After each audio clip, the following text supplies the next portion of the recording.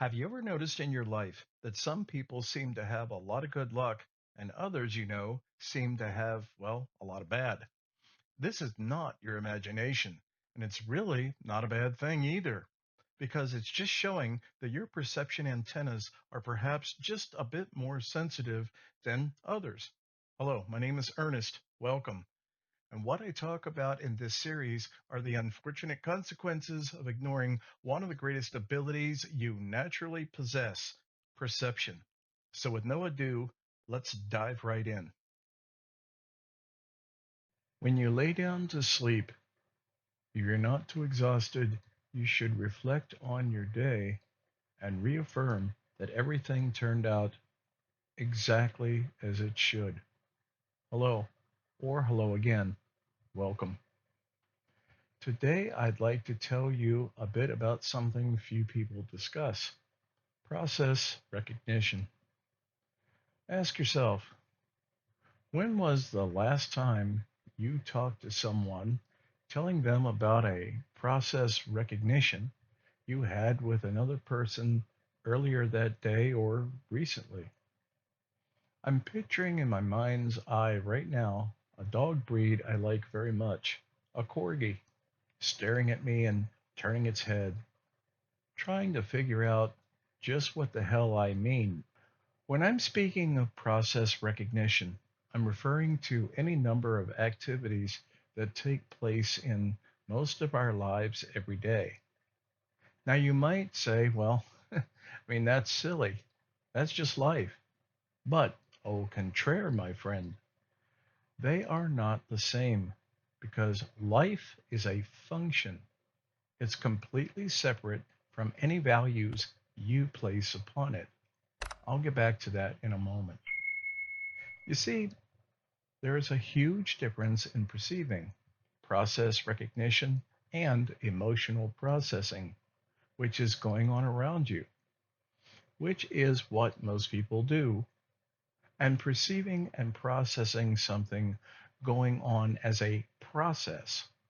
Because if you're able to perceive what's going on around you as a process, it's more likely you won't come to any harm.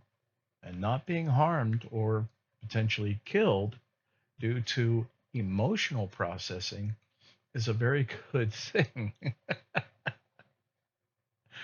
Let me tell you a little true story about when I was briefly visiting with some friends who were farmers many years ago. The people involved were a family of four living far out in the country, parents and two kids.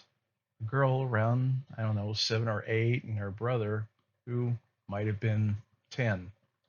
And they were very much country people, farmers. But on this particular occasion, the wife's sister was visiting, and she was very much a city gal. So it's early in the morning, meaning the crack of dawn, and the wife tells the husband very matter of factly that there's a fox out by the hen house. Without a moment lost, the husband grabs his rifle and quickly and quietly goes out of the house and shoots the fox, killing it. Without even realizing what just happened, the visiting sister asked her sister what happened. And her sister explained that her husband just shot and killed a fox that was trying to get into the hen house. The visiting sister turned pale, bursting into tears, and runs back into her guest room. The parents, along with the two kids, all just look at each other for a long moment, stupefied.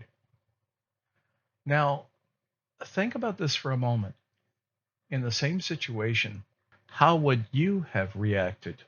What took place was a very clear example of the reactional differences between someone who is interacting with the world as process recognition and the other doing so as emotional processing.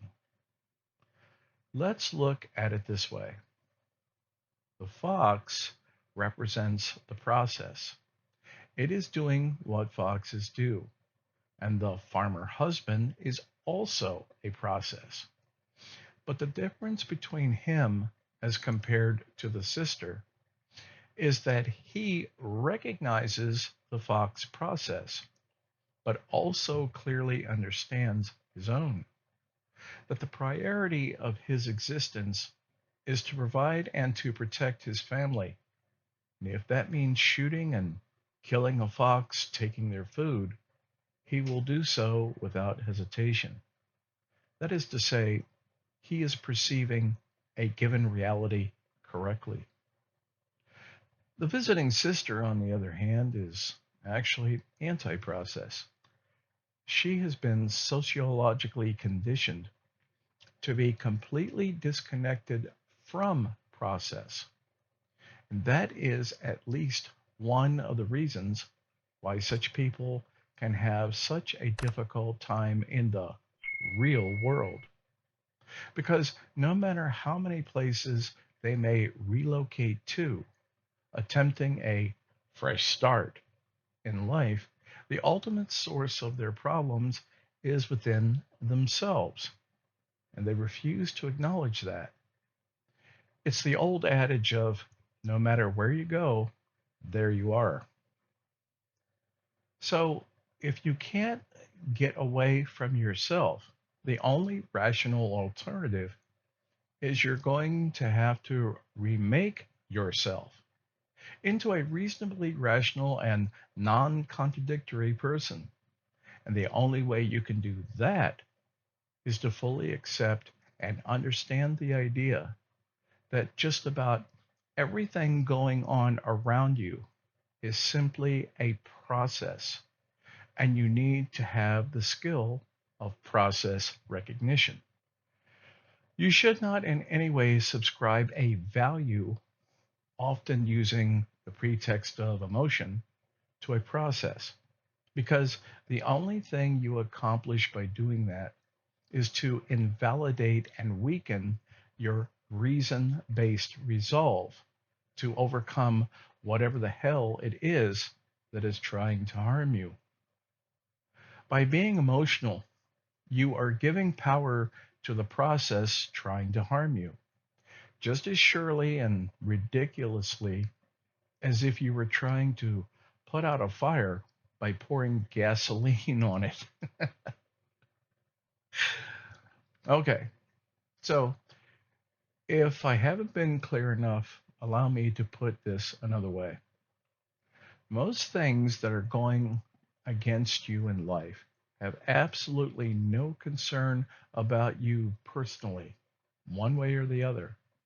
And this is particularly true when it comes to what we commonly idealize as nature. Nature does not in any way whatsoever give a damn if you live or die. And that's pretty much left up to you. But the sooner you fully understand and accept that fact, you will be in a far better position to improve your life.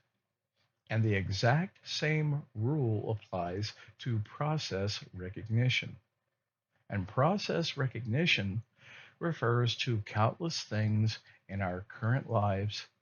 And so you simply need to learn and accept that fact so you will have a much more effective grasp of what is actually taking place in the world right now. And that is what I'm trying to explain.